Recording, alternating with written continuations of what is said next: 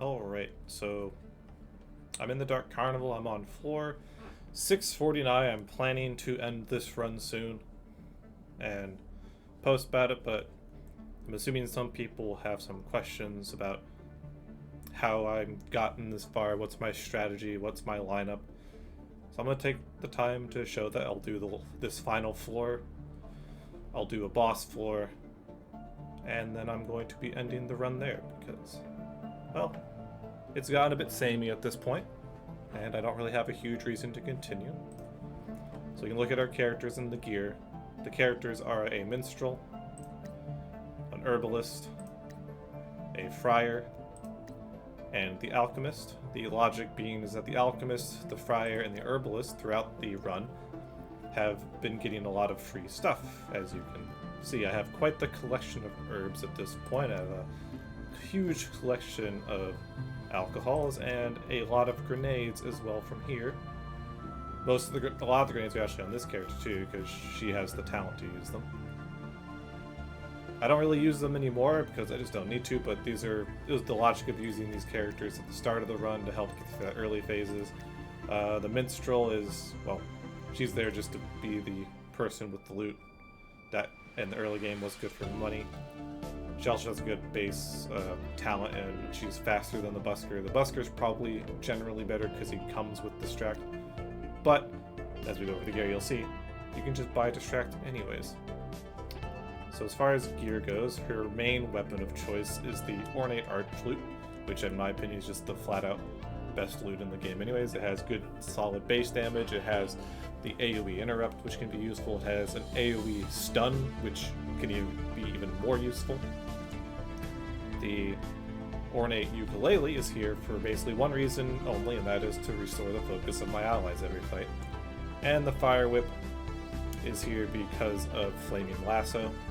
Sometimes pulling an enemy forward to be better suited for other AoE attacks can be useful. It's also an AoE stun if they're in a line. So that's her weapons. She has a dream hat, gloves, and shoes, all with the silk variety, giving her even more speed, so she's more likely to go before enemies. The Inferno armor is more or less just kind of a filler armor. I didn't need any more talent, so that was just what she's wearing. There might be something better, I just haven't really paid that much attention. So that's what she's using. The pipe is kind of a filler as well. The herbalist, which, due to the fact that I already have a talent character, ran into awareness gear. As you can see, her stats here. Or rather, she doesn't use intelligence except the alchemist. So her gear is a bit of a, not just the straight like shadow gear you might expect, because I actually have over 100% crit on her because it's fun. Aided in part because of the legendary firebow, which is the U variety, which has all the bells and whistles for the crit chance, the damage in 2 different types, and then the +2 speed. The normal attack strong, the area attack is strong, and the single target interrupt can also be useful. The Druid Mask, 20% crit. The Master Thief's Cloak, a lot of speed, awareness, and a lot of crit. Assassin Gloves, a lot of speed, a lot of crit. The Light Leather in particular is extremely fast, 8 speed. Same thing here, Master Thief is mostly because of the awareness and speed. And then the Gold Medal, which gives me the last bit of crit I need as well as a bit of extra damage. Other weapons that I might swap to would be the Frost Halberd, just a strong, ignores armor, and the main attack is actually AoE if they're in a column. It's nice. I'll very occasionally switch to this if I'm fighting a boss that has a lot of armor. And I don't use this that often at this point, but for a while I was using the Great Crook occasionally, just so I can push enemies around to put them in better positions for AoE attacks. Friar, his job is just to be a tank. You see here he's got 95 vitality, and that's kind of all he needs. I'm using the Goblin Blade for his weapon, which is a strength weapon. That's because he's not here to attack things. The reason I'm using the Goblin Blade is for, well, 3 reasons. 1, the secondary action, which means I can actually move and taunt on the same turn if I need to. The +7 speed, which, while he's not fast, obviously he's only 60 here, being a little bit quicker if possible can be beneficial, because it'll help him be able to taunt before certain enemies. And then the other reason is the splash attack group. This is a targeted ability. It's not a splash off yourself. So if the alchemist and the herbalist are in a position that they both can be hit by this, that's great, and I'll use that. So, yeah. As far as the rest of his gear goes, it's just vitality. The Beastman helmet is vitality and strength, which helps Goblin Blade a bit better. Plate gauntlets, Titanite version, same with the Greaves, is because they're the fastest versions. Beastman rides time for the same reason as these reasons these aren't plate anymore is because I don't want the negative speed anymore, and the plus strength is also useful because of the Goblin Blade and then Polish Locket. And then the Alchemist, who has 95 intelligence, 95 speed, and the speed in particular is extremely nice because he goes before every enemy in the game with very few exceptions. Sometimes a red wraith or like a bat or a bird might roll higher speed during that fight, but he's extremely consistently the fastest, and that's good because I can use the Lightning Greatstaff to use Shock Blast for an AoE shock. Shock is by far the best debuff to use on enemies. It greatly reduces their damage output. And then his gear is a Necromancer hood, good intelligence, extra magic damage. Goblin armor of the light leather variant, plus 9 speed, 4 intelligence. Then Demon Shackles, I actually had to eat a few cosmic apples throughout the run to make up for the lost intelligence of not using normal intelligence gloves, but the reason this here is almost exclusively because of the 8 damage. Wizard Slippers of the silk variety gives plus 2 speed for intelligence, and on him I've even picked up a honky horn to help with using distract, which the minstrel also has a honky horn. So 2 of the characters have these for the distract ability, which is essentially just another potential way to lower damage like lightning is. Alternate weapons include a lightning great wand, almost exclusively because it has a shock or ignore armor option. Some bosses have exceptionally high magic resist, so I'll talk to that. And then the Tome of Water is only here to occasionally use the Purify area debuff, or rather buff in this case, to if I need to just clear up some tiles if like a jelly left behind a lot of stuff, or certain bosses just cursed me or enemies cursed me, I can just switch to this. So that's what that's for. As far as anything else goes, the only real thing that I've been doing at this point is looking at the timeline and thinking if there's any events here that I could do that could give me more candies for permanent stat upgrades, as you can kind of see by hovering over here. The plus 29 that's how much black candy this person has eaten. Similarly, 24 is how many magic candies.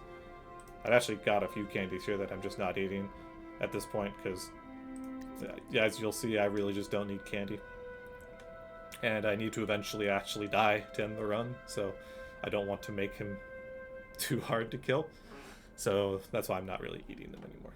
As far as getting more candies go, the gold question marks can be wishing wells, which you can use to get permanent stat upgrades.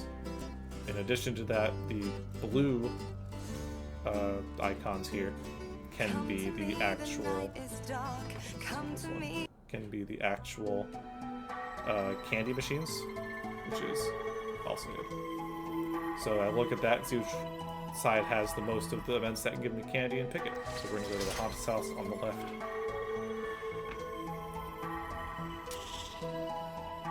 Alright, this is a pretty annoying setup.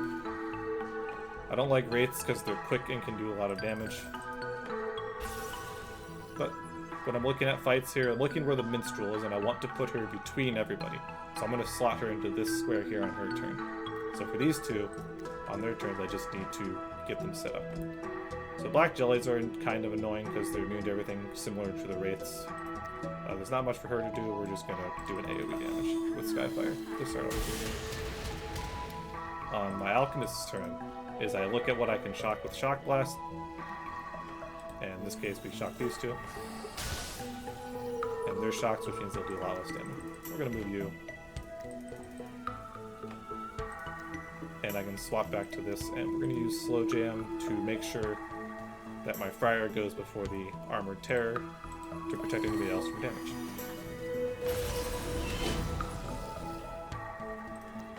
And you'll notice that I'm pretty much using focus on every single attack. And the reason for that is because, well, I have the ukulele on the minstrel. That resource focus anyways, so really there's no reason not to.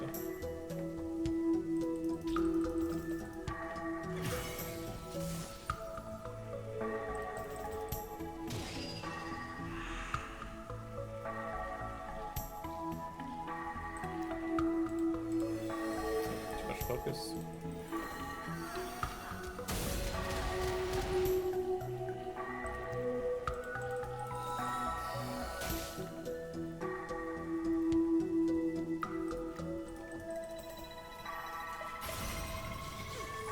I'm not too worried about the poison, though I can either clear it with the alchemist if I want to, which I guess I can use this to show that. Or I can use all my, like, 200 pan axes I have at this point. So, yeah. Not that I need to, but we'll show it on the alchemist's turn here. So we skip to the Tome of Water, and I can target these tiles. And everybody's happy and not poisoned. So that's kind of like a use case for his item.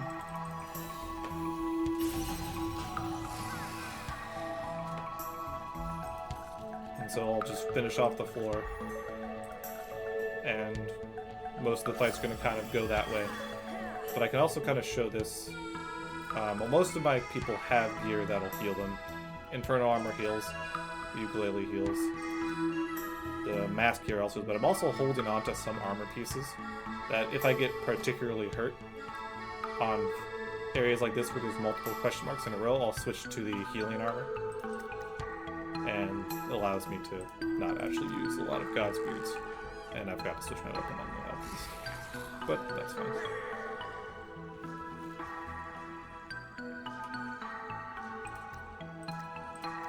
So Rudies are actually an enemy that's kind of worth noting specifically, because they have a attack that does like 71 damage, and it pierces.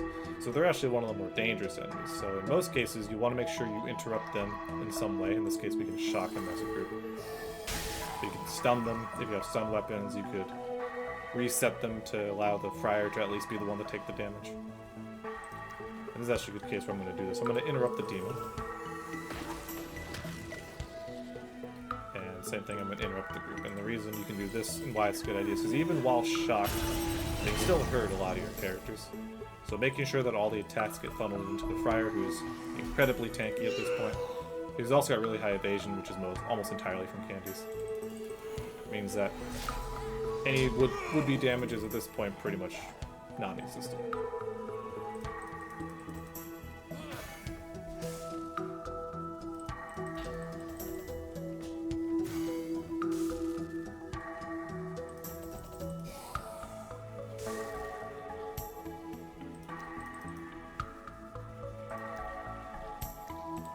Those guys are already shocked, so we're going to shock the demon as well, just to make everything even safer.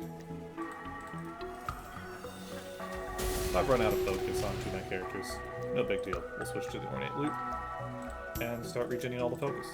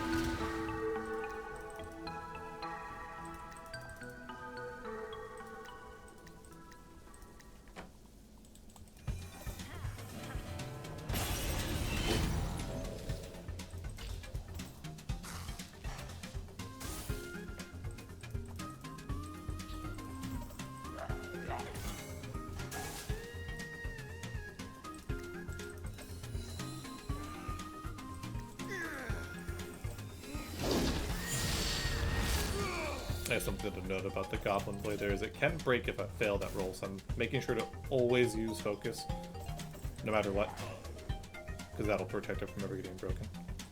And I like the Goblin Blade, so I like that to never get broken.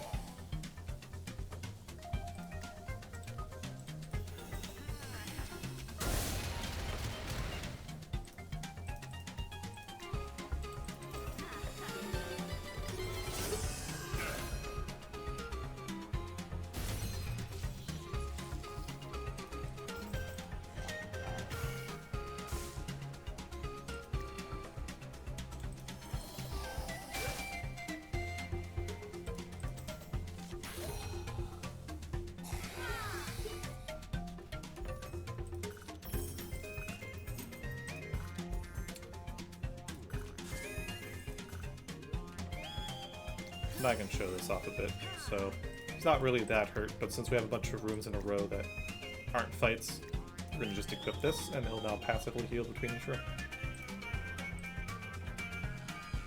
As far as gear upgrades go, at this point, the only thing I would be looking for is on the Friar trying to replace some of the gear that gives them negative speed, like these two, but still have the vitality on it.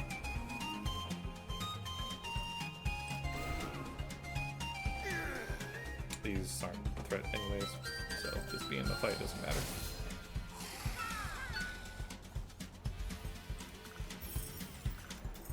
As far as who I'm picking up with loot, my only real logic here is I put all the armor on her because she never has to change her armor.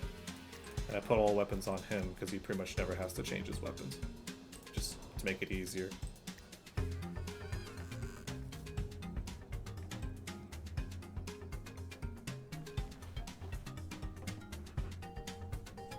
I'm actually going to tribute with the Minstrel because she's restoring focus for everybody else anyway, so I'll just top her off. And as we see, we're back up to full health.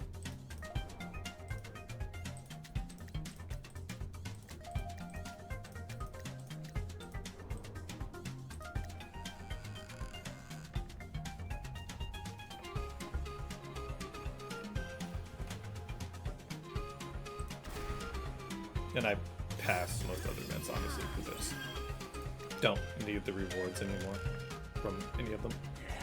Which I know is a little boring, but yeah, I just don't feel like doing the events anymore.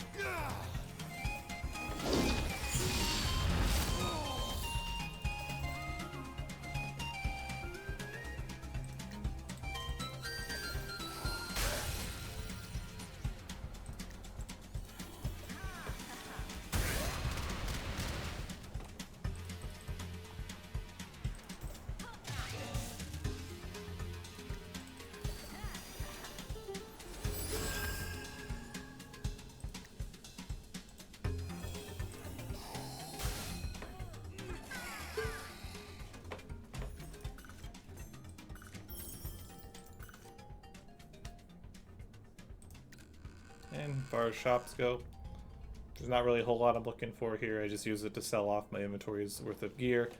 And just for fun, buy the Carnival tickets that I'm not sure what they do here. Because they don't go up into here.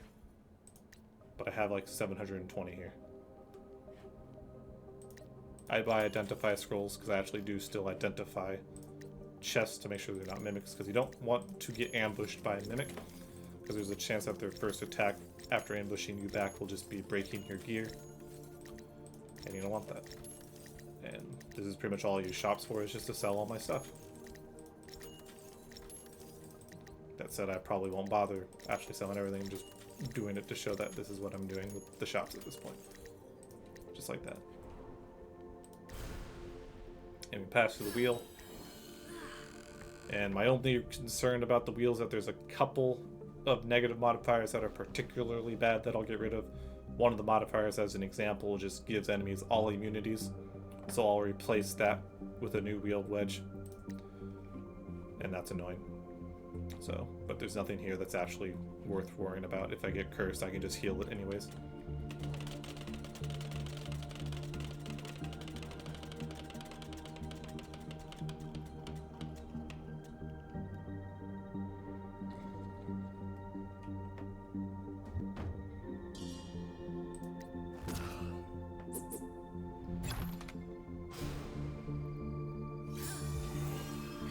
And like I said, I'll now do a boss. I don't know what the boss is going to be yet, but it'll be a boss nonetheless.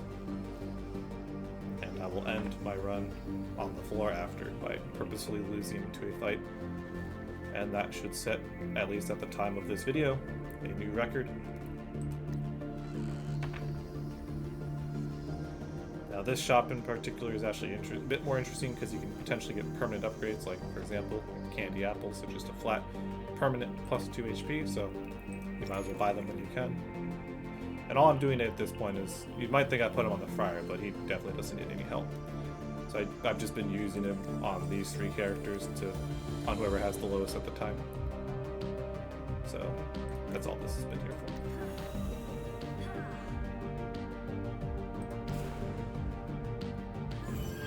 for. So what will my final boss of the run be?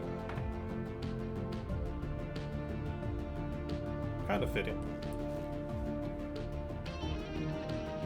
He's actually one of the only bosses that kind of still has at least a threatening mechanic, which is when you get him to half health, he'll do a big AoE that actually does like 40 damage to everybody, which is something to really keep in mind when you're fighting him.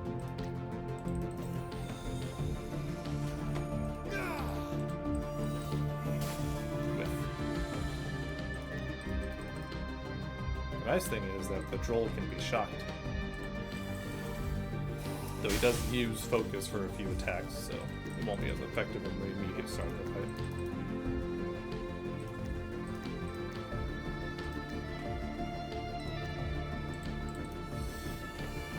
Oh, he also has another mechanic that I'm not even going to kind of show.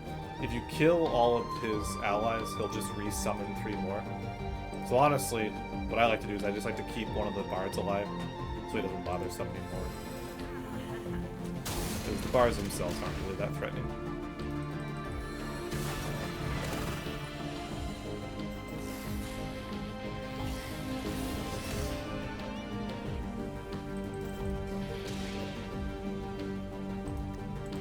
And other than that, for this fight, we just keep taunting and keep attack group upping.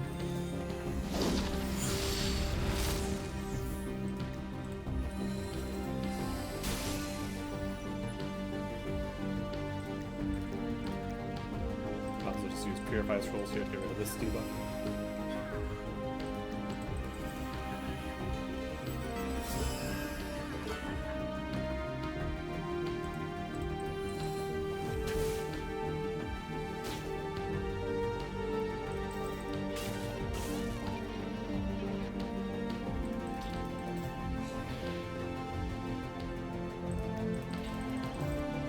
I'm not too worried about Ashley succeeding these, because I've already taunted for 2 more turns.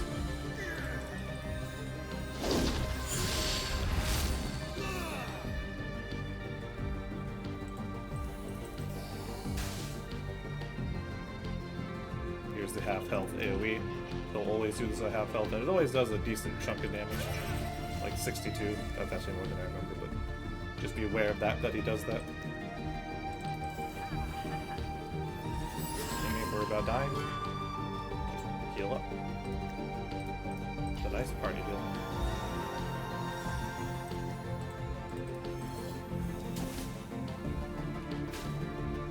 And that's really the only threatening thing he does. His normal attacks are actually pretty weak at this point for my characters.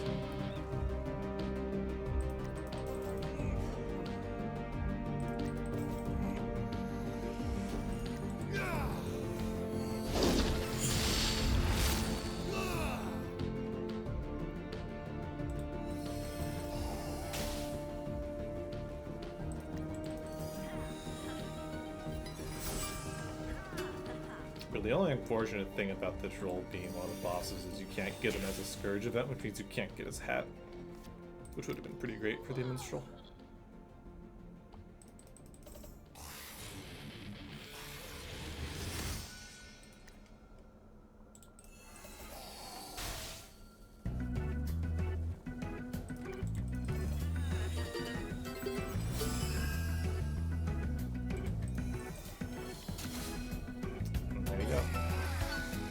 That's a deep Carnival floor, followed by a boss. Not really much else to show. That's pretty much how the run would just keep going forever for me at this point, which is why we'll be ending here and putting the record on the board at floor 650 completed. Hope you enjoyed the bit of explanation here. Figured it'd be a little easier to do it this way than trying to type it all out on some Reddit posts. So. Thanks for watching, and good luck to anybody else who is starting their Dark Carnival runs, and good luck to your patience if you plan to try to beat this record. Goodbye.